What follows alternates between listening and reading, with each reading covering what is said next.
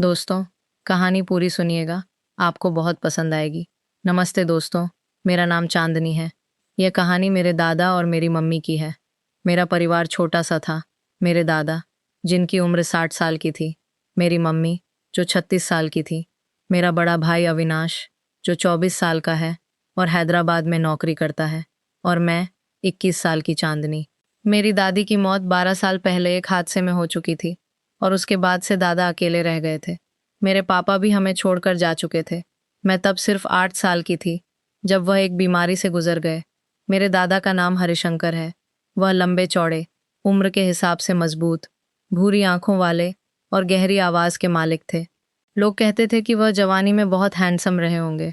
Mummy का नाम मंजू देवी है। वह बहुत खूबसूरत, गोरे रंग, लंबे काले बाल और एक मुस्कान वाली थी जो किसी का भी दिल जीत ले। वह उदास रहती थी, शायद पापा की याद में, या शायद कुछ और, लेकिन सच तो मुझे बाद में पता चला। जब मैं कॉलेज में पहले साल की पढ़ाई कर रही थी, अविनाश हैदराबाद में था, पिछले 8 महीनों से। उसकी गैर मौजूदगी में घर का खालीपन और बढ़ गया था, और शायद यही खालीपन दादा और मम्मी को एक दूसरे के करीब ले आया। यह सब पिछले साल मार्च की बात है। गर्मी शुरू हो चुकी थी। एक दिन मेरी क्लास जल्दी खत्म हो गई और मैं थक कर घर लौटी। घर का दरवाज़ा खुला था, जो अजीब था क्योंकि मम्मी हमेशा उसे बंद रखती थी। मैंने चुपचाप अंदर जाकर देखा। घर में सन्नाटा था। मैं अपने कमरे की तरफ बढ़ी, लेकिन तभी रसोई से हल्की हंसी और फुसफुसाहट सुनाई दी।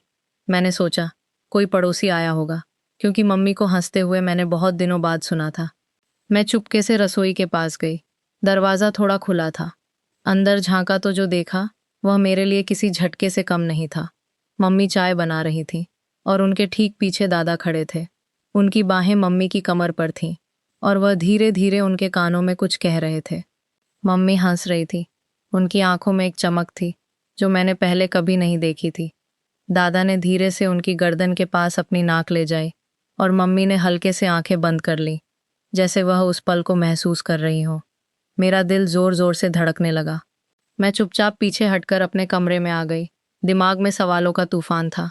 क्या मैंने सच देखा, या मैं गलत समझ रही हूँ? मैंने खुद को शांत करने की कोशिश की, लेकिन मन में शक का बीज पड़ गया था।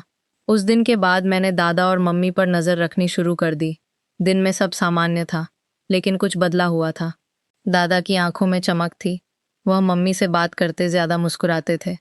मम्मी भी पहले से ज़्यादा खुश लगती, गुनगुनाती, बाल संवारती, और दादा की तरफ देखकर मुस्कुरा देती। छोटी छोटी बातों ने मेरे शक को और गहरा कर दिया। एक शाम, जब मम्मी पड़ोस में गई हुई थी और दादा अपने कमरे में थे, मैं हॉल में टीवी देखने बैठी। तभी मम्मी की चप्पलों की आवाज़ आई। मैंने टीवी की आवाज़ कम की और देखा, दादा के कमरे का दरवाज़ा हल्का खुला था।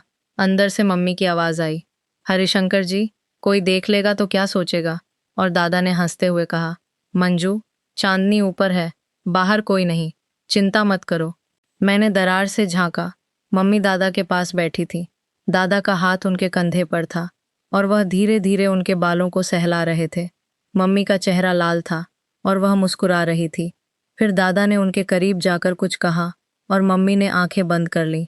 वह पल कुछ ऐसा था जिसे समझना मेरे लिए मुश्किल था। कुछ दिनों बाद रात को करीब 12 बजे मैं पानी पीने के लिए किचन जा रही थी। तभी मैंने देखा दादा चुपचाप अपने कमरे से निकलकर मम्मी के कमरे, पहली मंजिल की तरफ जा रहे हैं। वह अंदर गए, और दरवाज़ा बंद हो गया। मैं सीढ़ियों पर खड़ी रह गई। फिर हिम्मत करके मैं मम्मी के कमरे के पास गई। दरवाजे के नीचे से हल्की रोशनी आ रही थी।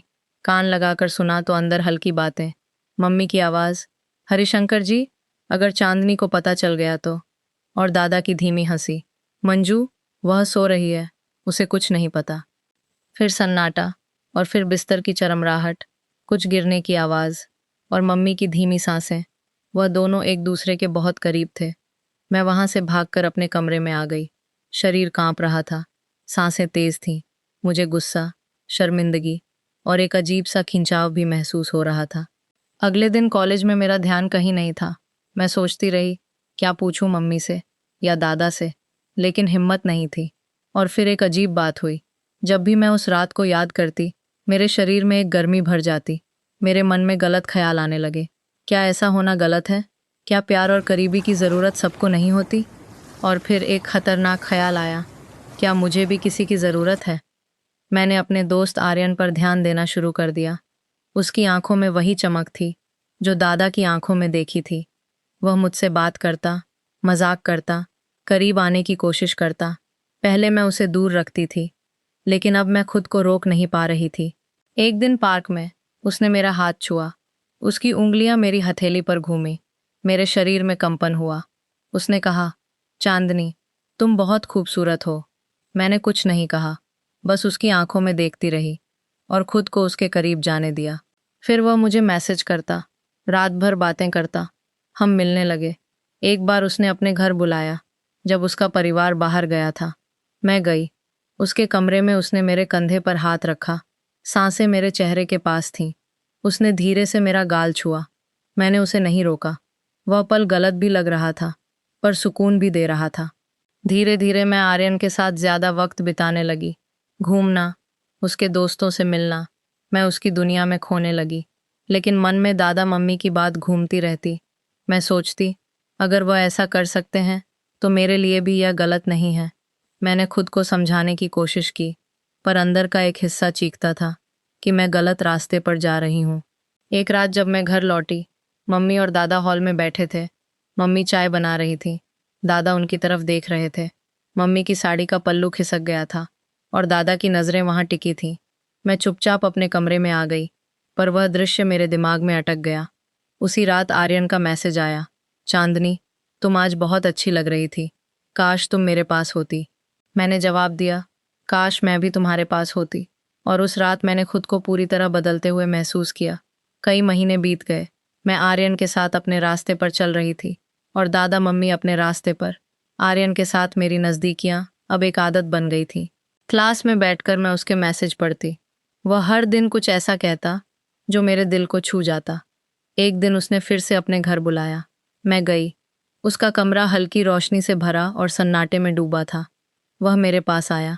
मैंने कुछ नहीं कहा, बस खुद को उसके और करीब जाने दिया। वह पल मुझे हर बार और गहरे ले जा रहा था। मैंने अपनी आंखें बंद कर ली